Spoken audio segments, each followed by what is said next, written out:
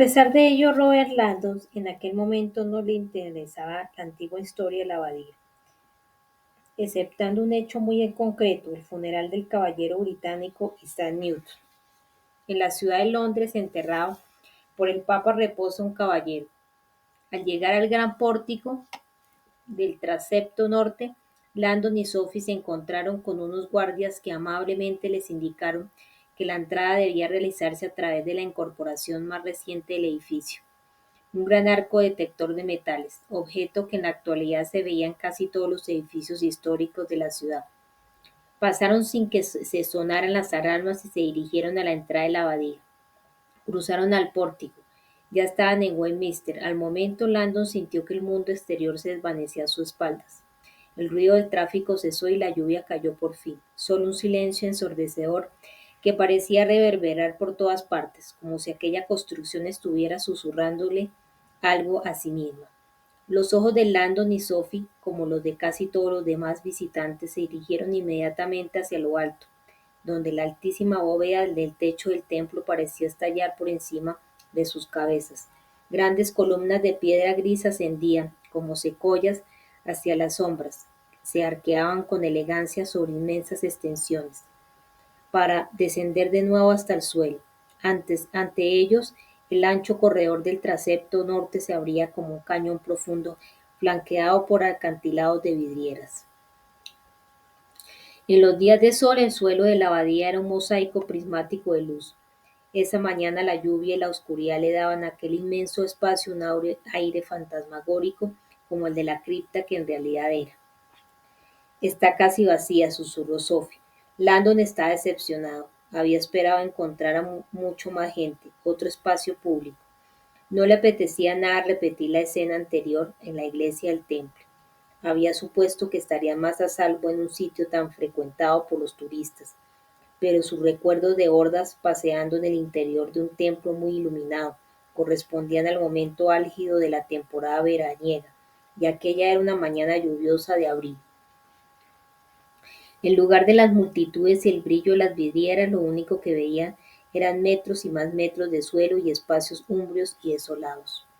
Todo el mundo tiene que pasar por el detector de metales, dijo Sofía al darse cuenta de sus temores. Si ha entrado alguien más, no puede ir armado. Landon asintió sin abandonar su aire circunspecto. Le habría gustado ir acompañado a la policía británica, pero las reticencias de Sophie sobre quién podía estar implicado en todo aquello habían desaconsejado cualquier contacto con las autoridades. Debemos recuperar el criptis, había insistido Sophie, es la clave de todo. Y tenía razón, por supuesto. La clave para rescatar con vida a Ley, la clave para encontrar el Santo Grial, la clave para descubrir quién está detrás de todo esto. Por desgracia, la única manera de lograrlo parecía estar allí, en la tumba de Isaac Newton. En ese momento, quien fuera que tuviera el criptis tendría que acudir al sepulcro para descifrar la última pista, y si no lo había hecho ya, Landon y Sophie intentarían interceptarlo. Avanzaron hacia la pared izquierda para resguardarse un poco y se acercaron a una nave lateral más oscura que había tras una hilera de pilastras. Landon no lograba quitarse la cabeza la imagen de Leigh Tevin cautivo, muy probablemente atado en el asiento trasero de su propia limusina. Quien hubiera ordenado el asesinato de los 4 miembros más destacados del priorato de Sion no duraría en eliminar a todo el que interpusiera en su camino. Parecía una cruel ironía que Tevin, un moderno caballero británico, fuera el rehén en medio de aquella búsqueda de su compatriota Sir Isaac Newton. ¿Por dónde es?, preguntó Sophie mirando hacia alrededor la tumba. Landon no tenía ni idea. Deberíamos ir a buscar algún guía y preguntárselo, sugirió Landon. Sabía que no era buena idea ponerse a buscarla por todo el templo. Westminster era un laberinto de mausoleos, capillas y nichos. Igual que la gran galería Louvre, tenía un solo punto de entrada por el que acababan de pasar, y era fácil de encontrarlo. Allá la salida era mucho más complicado, una trampa para turistas. Lo había llamado uno de sus compañeros de trabajo. Siguiendo la tradición arquitectónica, la abadía tenía la forma de un enorme crucifijo, pero a diferencia de muchas otras iglesias, la entrada estaba en un lateral y no se hacía, como de costumbre, a través de un nártex abierto al fondo de la nave. Es más, la abadía contaba con una serie de claustros contiguos, Un paso en falso a través de la puerta que no era el visitante podía perderse en una sucesión de pasajes exteriores rodeados de altos muros. Los guías llevan un uniforme rojo, le dijo Landon acercándose al centro de la iglesia. Miró al otro lado del altar dorado y se fijó en el extremo opuesto del transepto sur. Había varias personas agachadas en el suelo. Aquella manera de gatear era habitual en los peregrinos que visitaban el rincón de los poetas. Aunque su postura era mucho menos santa de lo que pudiera parecer, los turistas calcan las inscripciones de las lápidas. Pero yo no veo a ningún guía, Sophie respondió. ¿Y si intentamos encontrar la tumba solos? Sin decir nada, Lando la llevó hasta el centro del templo y le señaló a la derecha. Sofía ahogó un grito de asombro al ver la longitud de la nave central, la magnitud real del edificio que ahora se abría ante su vista. No, claro, mejor buscamos a un guía. En aquel preciso instante, a unos 100 metros de aquella misma nave, la imponente tumba de Isaac Newton tenía un visitante solitario. El maestro llevaba 10 minutos estudiando con detalle el sepulcro. Se componía de un inmenso sarcófago de mármol negro sobre el que reposaba la escultura reclinada de Sir Isaac Newton, que lo representaba ataviado con ropas clásicas.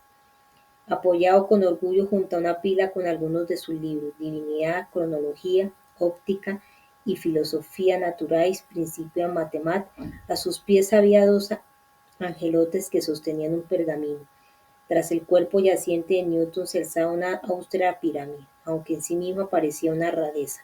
Lo que más intrigaba al maestro era la enorme figura que surgía hacia la mitad de aquella estructura, un orbe. El maestro pensó en el críptico acertijo de Sanuer, el orbe que en su tumba estar debiera. Buscad os hablará de muchas cosas, de carne rosa y vientre fecundado. El gran orbe que sobresalía de la pirámide estaba labrado con bajorrelieves que representaban todo tipo de cuerpos celestes, constelaciones, signos del zodiaco, cometas, estrellas y planetas. Por encima la imagen de la diosa de la astronomía bajo un campo de estrellas, incontables orbes. El maestro había creído que una vez encontrara la tumba dar con el orbe que faltaba sería sencillo, pero ahora ya no estaba tan seguro. Tenía delante el complicado mapa de los cielos. ¿Acaso faltaba algún planeta? ¿Se había omitido algún astro de alguna constelación? No tenía ni idea. A pesar de ello, el maestro no podía evitar la sospecha de que la solución sería limpia y sencilla. Enterrado por un papa reposa un caballero. ¿Qué orbe estoy buscando? En ningún sitio estaba escrito que para encontrar el santo grial hiciera falta tener un conocimiento profundo de astrofísica, ¿no? De carne rosa y vientre fecundado. La concentración del maestro se vio interrumpida por los pasos de unos turistas que se acercaban. Volvió a meterse el criptis en el bolsillo, observó con desconfianza a los visitantes que se acercaron hasta una mesa cercana, dejaron un donativo y cogieron unas grandes hojas de papel y unos carboncillos depositados allí por los responsables del templo. Armados con ellos salieron de allí, seguramente camino al rincón de los poetas para presentar sus respetos a Chaucer, Tennyson y Dickens y calcar las inscripciones de las lápidas. De nuevo solo se acercó más a la tumba y fue observándola de abajo arriba.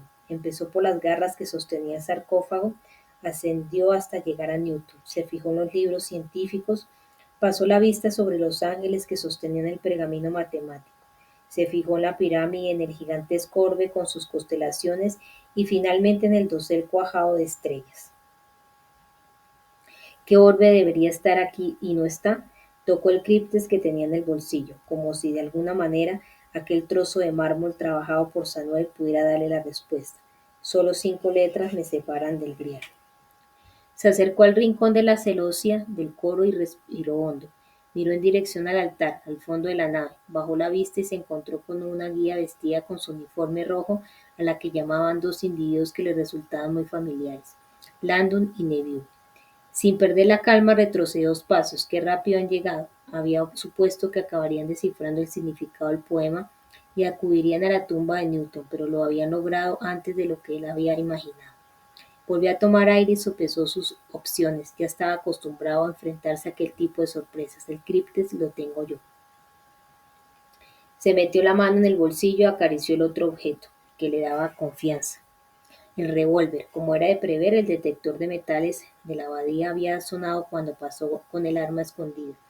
Como era de prever también, los guardias lo habían dejado pasar al momento cuando les mostró sus credenciales. Aquello solía inspirar en los demás indebido respeto.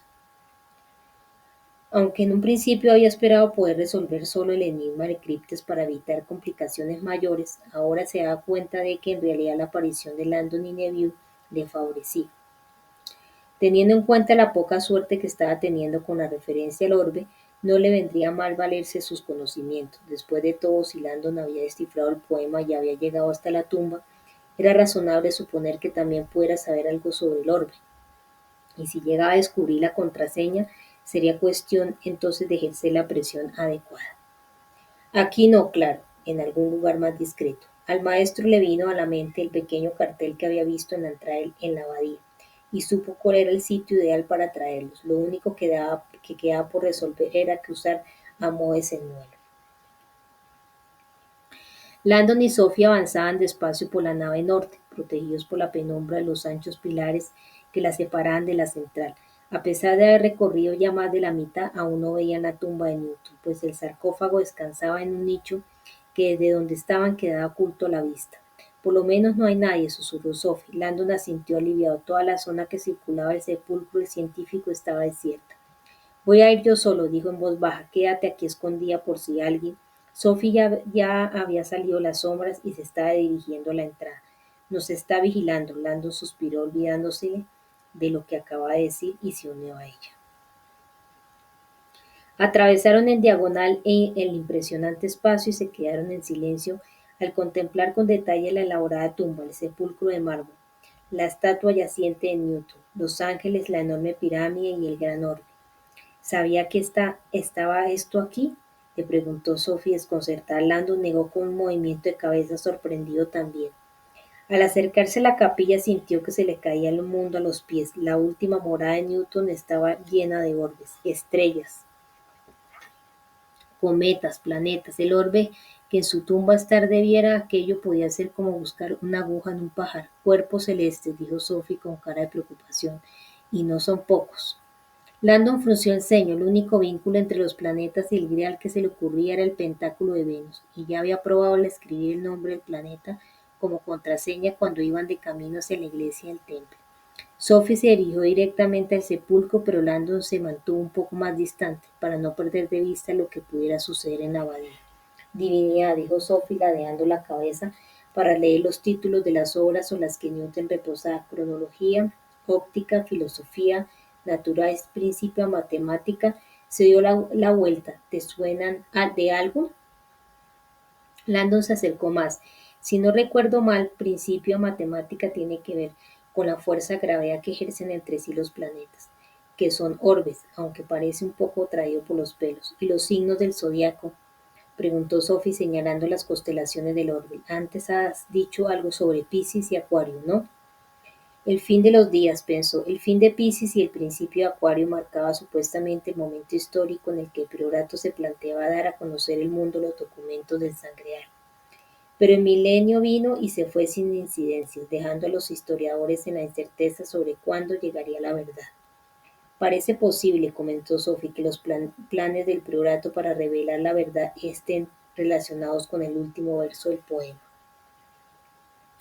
De carne rosa y vientre fecundado. Landon sintió un escalofrío ante esa posibilidad. Hasta ese momento no había considerado el verso de ese modo. Antes me has dicho, insistió Sophie, que los planes del priorato para revelar la verdad sobre la rosa y su fértil vientre están relacionados directamente con la posición de los planetas, que son orbes.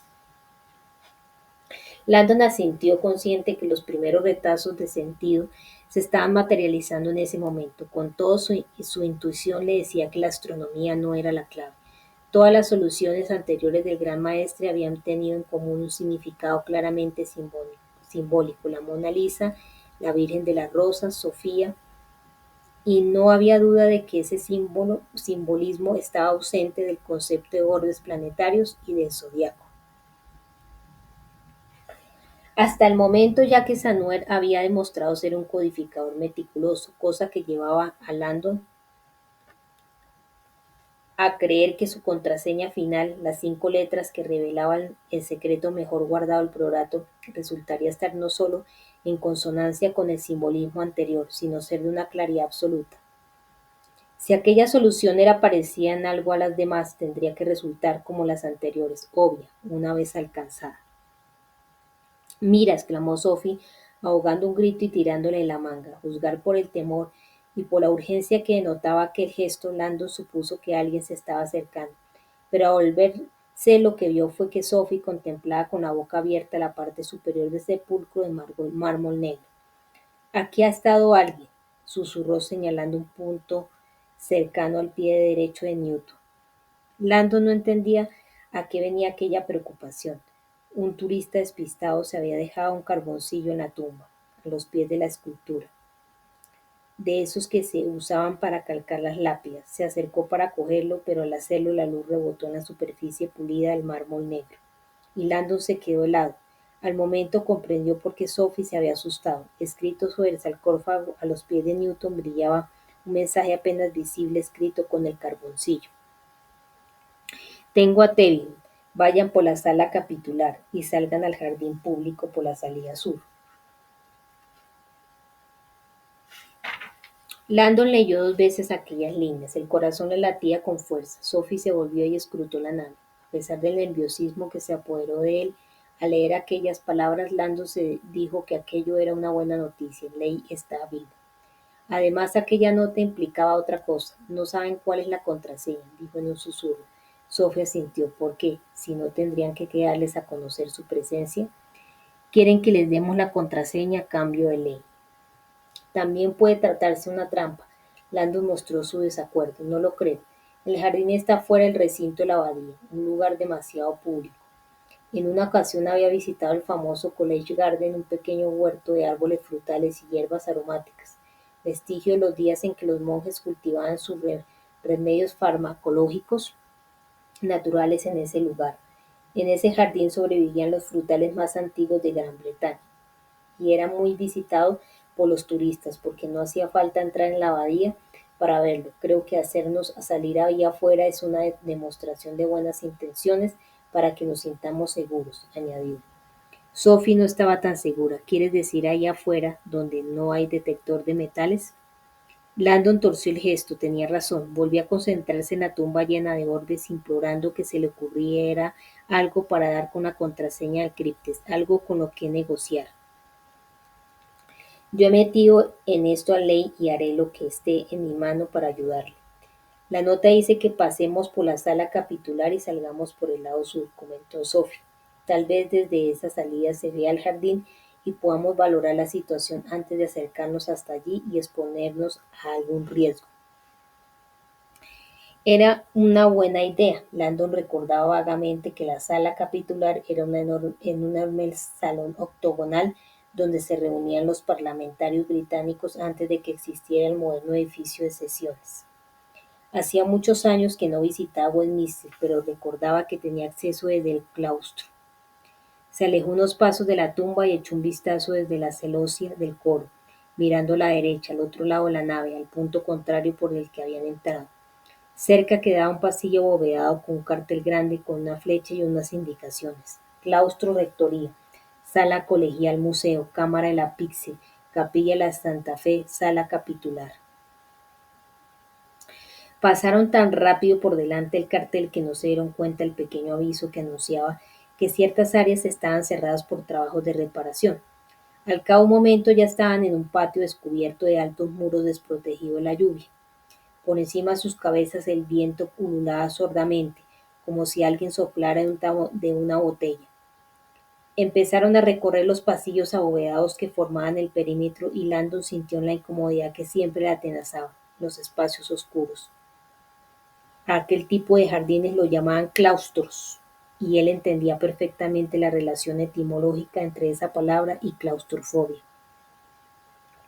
Miró al frente al final de aquella especie de túnel y fue siguiendo los carteles que indicaban cómo llegar a la sala capitular. Ahora llovía más y el pasillo estaba frío y húmedo. Las ráfagas de viento empapaban la columnata que proporcionaba la única fuente de luz en aquel espacio. Vieron pasar una pareja que intentaba protegerse del aguacero. El claustro se veía desierto, y no era extrañar, pues en ese momento, con aquel tiempo, era el rincón menos atractivo de la abadía.